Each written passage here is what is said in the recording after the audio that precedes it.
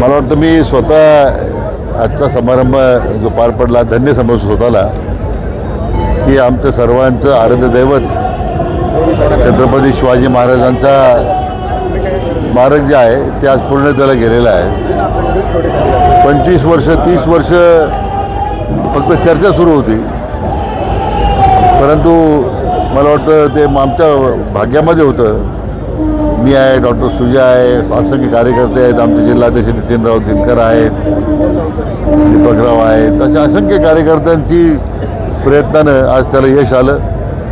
आमच्या आराध्य दैवताला आज त्यांच्या समोर नतमस्तक होताना मला वाटतं माझं ऊर भरून आलेलं आहे. शब्दात वर्णन करता येत नाही एवढा आनंद मला झालेला आहे. अनेकांनी विरोध देखील केला की जागा बदलली गेली, अगोदर आश्वासन होतं वेगळीकडं दुसरीकडे बसवला, मात्र आज प्रत्यक्ष पुतळा उभा राहिला आहे. श्रीरामपूरकरांच्या काय भावना आहे? हे जो प्रचंड जम्मूसमुदाय आहे, 10 ते 15,000पेक्षा जास्त समुदाय होता.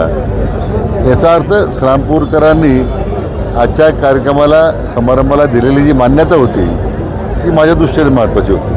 मला वाटतं श्रीरामपूर शहराच्या नगरीमध्ये जे वैभव जे आता महाराजांच्या या स्मारकामुळे वाढणार आहे त्याला जी भरभरून साथ श्रीरामपूरकरांनी दिलेली आहे, मला वाटतं हेच समाधान देणारी गोष्ट आहे. दुसरीकडे राजकारणामध्ये जे हाके आहेत हे तुमच्यावरती सातत्याने टीका करताना दिसत आहे. आज देखील तुमच्यावर त्यांनी टीका केली आहे. प्रत्येकाचा एक धर्म असतो, म्हणजे त्याने तो प्रत्येकाचा आपला धर्म करायचा असतो. काही प्रामाणिकपणे प्रयत्न करतात, काही सुपारी घेऊन करतात, काही आपल्या स्वतःच्या प्रसिद्धीकरता करतात. आता त्याला काय उत्तर देणार आहे? ज्याने त्याने आपल्या पद्धतीने एवढंच आहे की आपण जे बोलतो, आपण जे करतो, आपल्या प्रश्नाशी आपलं इमान राखला पाहिजे. मला वाटतं त्याचा त्या प्रश्नाकडे पाहण्याचा प्रश्न आहे. म्हणून मी काही कोण टीका माझ्या करतं मी अजिबात लक्ष देत नाही. सत्यजित तांबेंच्या भाजप प्रवेशाच्या चर्चा आहेत. बाळासाहेब थोरात म्हणतायत की तो स्वतंत्र आहे, अपक्ष आहे, तो त्याचा निर्णय घेतला तर भविष्यात काही वेगळं चित्र संगमनेरात बघायला मिळेल. शेवटी तो निर्णय सत्यजित तांबेंनी घ्यायचा आहे. शेवटी भाजपच्या पाठिंब्यावर निवडून टाकलेला आहे. त्यामुळे निश्चितपणे भाजपमध्ये ते आले तर आनंदच होईल.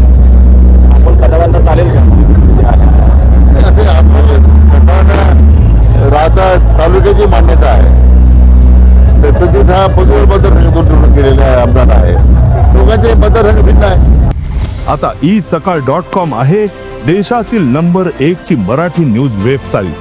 प्रत्येक अपडेटसाठी isakal.com ला नक्की भेट द्या.